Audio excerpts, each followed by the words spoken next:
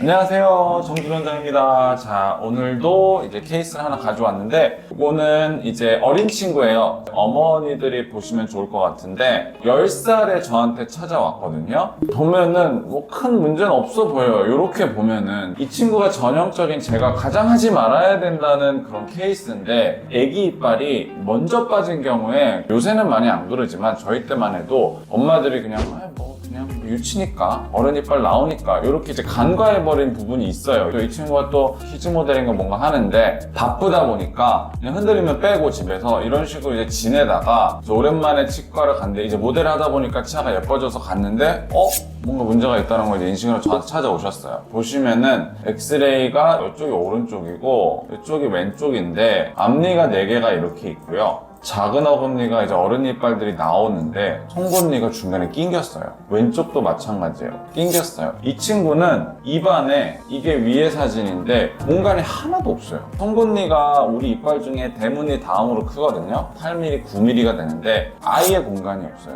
그래서 큰일 났다. 아버님한테 그래서 제가 상황의 심각성을 이제 인지를 해드렸죠. 이제 가만히 놔두면 드라큘라 된다. 저희가 흔히 말 드라큘라 있죠. 송곳니 이렇게 나온 친구들. 그런 친구들이 100%다 이거는. 100%일 수밖에 없어요. 공간이 없어요. 그래서 빨리 시작하셔야 된다. 지금도 너무 늦었다. 그래서 오케이. 아버님 오케이 하셔서 이제 인비사라인 치료를 시작한 경우인데 자 보시면 뭐 나빠 보이진 않지만 실제로 송곳니 하나가 들어가야 될 공간이 아예 없어요. 그래서 제가 이때는 어떻게 했냐면 앞니들은 원래 이제 퍼져 있는 거를 제가 잡아줬고 이 치아들을 약간 뒤로 이렇게 밀어줬어요. 소구치보다 어금니를 이렇게 밀어줬어요. 그러니까 넓히기도 했고 그러니까 이 치료가 거의 50개니까 1년 정도 이제 저희가 계획을 잡았어요. 아래도 뭐 아래는 위에처럼 심각하진 않지만 그래도 이제 공간을 좀 만들어 드렸고 그래서 이제 경과를 저희가 같이 보면은 이제 장치를 어느 정도 낀 다음에 7개월 차쯤 되니까 뭔가 공간들이 듬성듬성 생겨요. 애기 이빨이 빠져서 여기서 얻은 공간 조금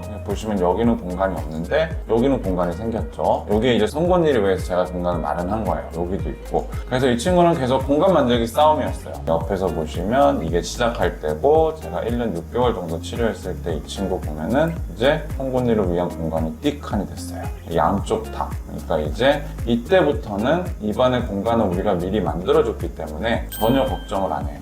이게 1년 6개월치 치료예요. 저는 이렇게 생각해요. 이 친구는 제가 1년 6개월 치료해서 치아를 살린 거예요. 이 친구 만약에 그냥 어른까지 그냥 놔뒀다? 그럼 100% 발치 교정해야 돼요. 왜냐면 공간이 하나도 없는 상태에서 치아들은 서로 매우려고 하다 보니까 그래서 이 친구는 이제 2년 정도 해서 이제 거의 뭐 너무나 완벽하게 마무리가 됐어요. 끼는 것도 엄청 잘 꼈고 엄청 성실한 친구인데 중심선 틀어지고 이런 것도 완전 틀어져 있었는데 딱 맞춰줬어요. 엑스레이 2개를 단쪽으로 비교해 보시면 딱 알 텐데 제가 말씀드렸듯이 낑겨 있는 송곳니가 있었고요. 여기 아주 최근에 이제 체크차 왔는데 완벽해. 거의 뭐 일랭으로 다 서 있어요. 그러니까 늘 제가 유튜브를 통해서 아무리 해도 잘 몰라요. 교정에 대해서는 타이밍이나 이런 거 잡는 거는 교정 전문의가 해야 돼요. 그러면은 애기들은 7살 때 무조건 교정치과 한번 와야 돼요. 만약에 이 친구도 조금만 늦게 왔으면은 진짜 큰일 날 뻔했어요. 10살 때는 제가 넓히고 뭐하고 해도 다 받아들여요.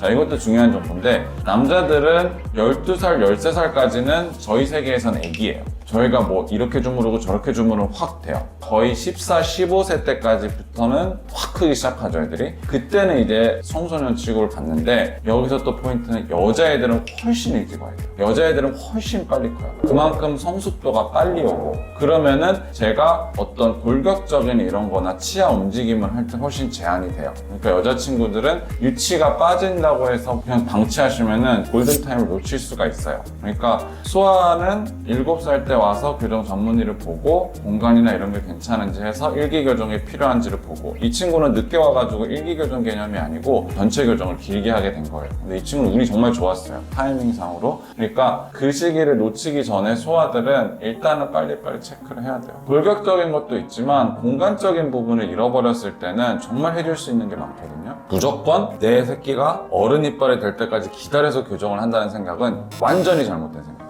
완전히. 그거는 어디에도 저희 교정 전문이라면 그렇게 말하는 사람이 없어요. 그러니까 그 타이밍을 절대 놓치시면 안 돼요. 어머님들은 그냥 치과에 6개월 가시는 것도 중요하지만 거기서 드는 걸 다 믿으면 안 돼요. 교정은 교정 전문의가 해야 돼요. 그러니까 꼭 그래도 내 새끼가 초등학교 입학할 때 한 번은 가자. 그러면은 그 치과에서 치료가 필요하다 안 필요하다 언제 오시라 교정 전문의가 말씀해 주시면 그거는 맞을 가능성이 높아요. 물론 뭐 개개인차가 있겠지만 근데 그냥 일반 치과에서 안 와도 된다고 그랬어요. 그랬다가 나중에 주락주락되면 누가 책임지고. 그러니까 해줄 수 있는 게 많을 때 하는 게 맞아요. 소화는 빨리 올수록 좋아요. 말이 길어졌는데 일단은 포인트는 내 새끼를 유치가 빠진다고 해서 방치하지 말자 1. 그 다음에 두 번째는 7살 때 가고 교정 전문의를 그래도 못해도 1년에 한 번 이렇게 보면서 얘가 치료를 받아야 되는지 안 받아야 되는지를 꼭 교정 전문의한테 받지 말아요. 오늘은 이제 소아 환자에 관해서 한번 정리해 봤습니다. 감사합니다.